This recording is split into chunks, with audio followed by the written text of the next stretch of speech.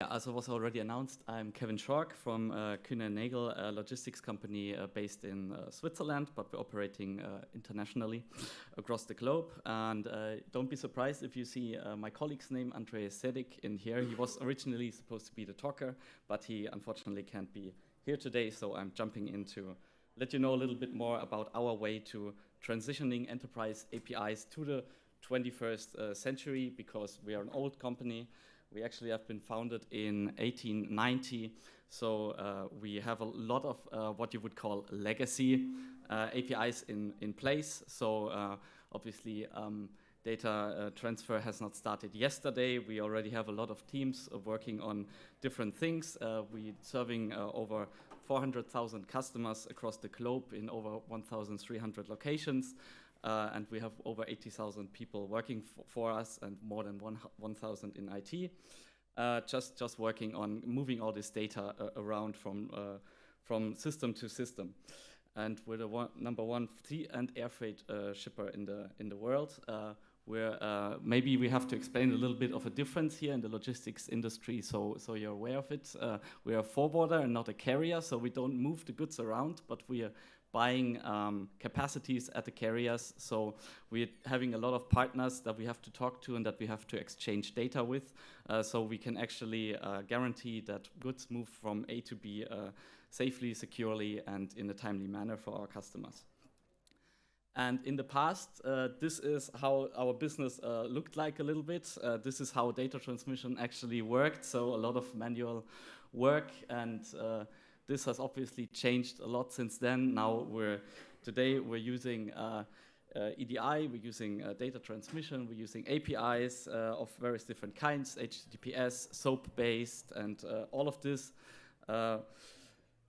is a little bit like difficult because we have a lot of silos in certain business areas. So when a new developer comes in, when a new tool needs to be built, it's always a bit like a flea market, as we want to make this comparison, because you might find an API that works for your business purpose and to solve your problem, but you cannot be quite sure that there might not be another API somewhere in the business on another area that might be better for your purpose, might be cheaper to operate, might be fulfilling your purpose better. So it's always a bit of a difficult task to say, like, do we stick to a certain API or are we searching for more? It's all a little bit also about how connected you are in the company. So we want to facilitate this for everyone in the company for the future. We want to make this a little bit more discoverable, so that everyone knows a little bit more what we have and that we don't have so many duplicates in the future. And so we want to basically move this to a new API governance model in certain areas and have a modern data transfer that is a lot more transparent for all parties involved internally. So we formulated this ambition that we want to lead this transformation in the logistics industry and become a technology-enabled and data-driven value chain provider. And for this, we launched internally what we call the K-Night program, or Night program, depending on how you want to pronounce it. And this is going to transition everything that we currently have on a more like an ESB sort of system into multiple cloud-based systems that have different concerns. So we split this concerns up into three main tasks, like an API management platform connected to one or in the future multiple API gateways with a central governance. And this is mainly for synchronous communication intent. And then we split off the asynchronous message-based driven to an event platform team. And third, we have a data platform that's mainly concern is to deliver to ETL and data analytics. So we all face different problems and try to solve different problems a little bit. And as I'm part of the API management platform, and this is all about API, I want to talk specifically about what challenges we faced and what solutions and methods we try to apply to a sort of case study for you, so you might be able to transition and take some ideas back to your businesses as well. So yeah, we know we have to change, and so we need to transition our existing money-making APIs from the ESB to our new ecosystem, and this can't be done overnight. This is obviously a long process. We have hundreds, maybe thousands of APIs and systems that need to be transitioned. So we let's see how we did this at the API management platform. We actually started with a few POC APIs that were interested in actually transitioning to the new platform. Maybe it was a team that was already in a process of maybe renewing their API because at some point everything needs to be redone a little bit. And so we came up with a roadmap of what everything that has to be done. And the first thing that we as a newly formed governance team thought about was like we need clear guidelines to actually keep this a little bit in check and to make this kind of coherent for everyone to explore. So it is not really like everyone does their own thing still, and maybe everyone has a different knowledge set and a different approach to APIs. We kind of want to work on forming a coherent mindset within the company on how to approach this. And this is going a little bit beyond just like having a consistent open API specification on the platform. Another point is that we definitely want to have a lot of self-service because we're going to have a lot of teams working on this, and there won't be any way that we as a governance team will be able to handle daily quality gate checks or anything. So we need some kind of automated tools to support the developers in the daily work on providing new APIs, on managing their APIs, managing breaking changes, advising how to not break stuff. And so we're also looking into consumer-driven contract testing in the next year. Maybe some of you have heard of the open source tool Pact. So I'm gonna dig a little bit into that later. It's very useful if you actually know your consumers. Usually we work system to system, and so it's easy for us to know who is internally or externally consuming something. So for that, it's a good purpose. And we want to also form a little bit of a developer community. So we're just starting to dig into how that might actually improve the whole livability of the platform and also save us as the governance team some work in the future. And of course, all of that is like, as I said, needs to go over hundreds, thousands of APIs. So we need some kind of scaling governance that scales actually. So let's talk about governance. It's very difficult task to have such a heterogeneous enterprise system, a big enterprise system. And as I already mentioned before, we started with a few POC teams, and another thing that came up when dealing with these teams was very quickly that we need some kind of way to cluster these APIs together. Maybe you all are familiar with API products, so we thought we have to go a little bit beyond that because we're definitely going to face issues with teams claiming the same kind of path for certain things, because we're going to have many teams like saying like, yeah, we're doing shipments. Of course we're doing shipments. Yeah, everyone does shipments. So you want to have the base path shipments? Probably not. Probably we have to think a little bit about who gets what path, so we can also make this a little bit more explorable and coherent for our API consumers, and also to have a little bit of an idea of what belongs actually together here and what purpose it serves. Just already on the base path that you're exploring. So we're having these three main tracks usually with sea, air, and road, which are very separate concerns from a business perspective. Usually they grew separately, and but we're also introducing new stuff like over the years, like across ones, because you might not really be interested where your shipment currently is on like a road, air, or something. You're interested where your shipment is. So we also need some cross functionality there. And I already talked about the guidelines. We provide some API guidelines. We didn't write all of this from scratch. We actually based this on a different companies' open-sourced API guidelines, and we're also planning to open-source our guidelines probably at some point to give other companies some insight on how good API guidelines might look like. And For these guidelines, we actually introduced testing tools to our teams. For this, we're using the Spectral by Spotlight to lint the APIs and make sure that our must and should rules are actually matched, and we have a basic quality of all of our APIs across the board. For that, we provide a Git repository as well, where the developers can give us some feedback, and we provide this as an npm package and a Docker image. And I guess the important point to highlight is that we're not just using the basic rules by Spectral that validates the OpenAPI specification, but also custom ones, as I mentioned. So there's a nice feature of Spectral that you can have your custom rules on top of the general rules, depending on what your business purpose is. So we have like 56 custom ones and 16 custom functions, and we also, as developers ourselves, test this tool via Jest, so we can make sure that it's working.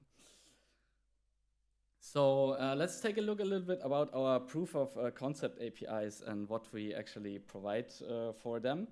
So we actually use this approach because we want to have some early feedback early on in the process. We don't just want to scale up the platform and then say like, yeah, now it's ready, now everyone can use it. We also need to learn a little bit ourselves about the limitations, how things scale. Maybe we have to adjust to a little bit our scaling practices in Kubernetes and things. So we don't run the risk that everything is going to break suddenly at some point, but we only have like a few APIs, and then over the time we're going to grow this over the years. And not everything has to be perfect and working from the start. It's really like about there's a new tool, and the people who are ready to use it, let them use it, and the rest who just doesn't have the capacity at the moment, it's not a problem. We also can't onboard everyone at the same time. So beyond that, we actually noticed that we want to provide the teams that transition some assistance, because we are aware that not everyone working for our business is so familiar with APIs and how to work API first. So it's really also about providing a little bit of the mindset, giving them some guidance on what tools they can use to build great APIs, just forming a little bit, also transitioning how they work. It's not like we want to actually tell them with the finger like, yeah, this is the tool you have to use, but we want to show them a little bit like what is out there, what can empower you to actually achieve this. And for some teams, this actually goes a little bit beyond just similar assistance and consulting, but we're actually providing some engineering capacities that we call booster squads, because we're aware that some of our teams, even if they want to actually use the new platform because it's a good time, actually don't have the capacity because they just have different focus, the business needs are there, and there's not quite the awareness yet that this might be an important thing to do. So we actually have some people that are then going to the teams if they request our needs, and actually gonna help them implement a great API, maybe even a sort of middleware service that shouldn't be on the platform, but they need it before they can do it, and they just need some help there. Also because they might just be not having a developer team at all. Maybe they just have using some kind of business tool, and they would like to have the APIs actually running on the platform as well for others to use the data. And what are the future? What's coming up next in 2023 for us? As I already mentioned, we are looking into consumer-driven contract testing with Pact, which is an open source tool and great tool for developing and testing when you have intra-organization services and APIs, so east-west communication mostly, and when you control actually both sides from the customer and the provider. So because usually testing is done on the provider's end in some kind of unit or integration tests, but with Pact, it's actually the consumer who can also provide tests and test payloads against the API, so the provider can actually check whether what the consumer is expecting does actually match the API. So this is a bit like the flow that they show on their website. So basically, this starts really from a consumer perspective. Consumer does some unit tests, and then they form a contract beyond the Open API specification that might be a little bit more detailed or practical to test against, and then this can be replayed on the provider side. So for yeah, exactly. That's what we have. So 2023, what else is up there? We're actually looking into a different problem as well, into standardizing our data types, because we noticed across our APIs there's a big tendency also that kind of the same representation of a certain business concern or object, let's say an address or something, is just not really standardized, but it could easily be standardized across certain systems. So to make communication and reusability also across teams a little bit easier. So we're thinking about providing like a sort of catalog for those sort of things. And as I already mentioned, we also want to open source our API guidelines and spectral rule sets to give a little bit back also to the community that we're also benefiting a lot from, like using a lot of open source in very different areas, specifically in those two. So we don't think it's such a bad idea. Yeah, and that's basically it. I thank you for your attention, and I have to put it out there that we are always happy to look for new open positions if you want to join us on this journey. And that's it from my side. Thank you for your attention. Awesome. Thanks so much, Kevin. I love this idea of the booster squads. Do we have any questions? Yeah, hold on. Let me bring the microphone to you. Hello, thank you very much for the presentation. Standardization of data types. It's kind of a critical thing if you want the consumption, I guess, to scale up in the long run. Yeah.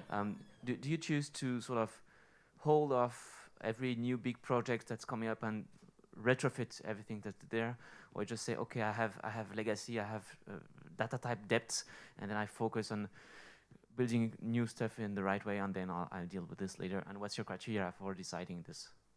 Yeah, so we're not gonna change everything that is already there. If anything, is gonna be new APIs adopting the new data types. It's just not feasible, also from a business perspective, from a cost perspective, to transition everything.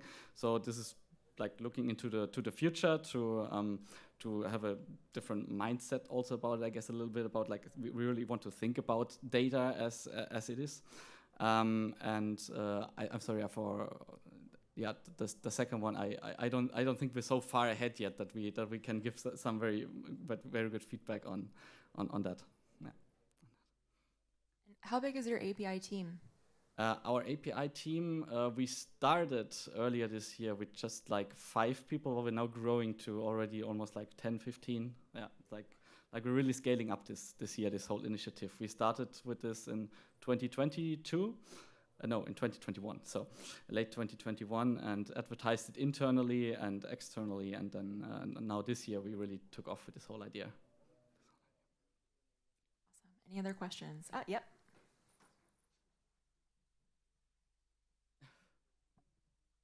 Thank you for the case study presentation. I've a question about something you said near the start, where you said you are aiming to have your API management going across different gateways.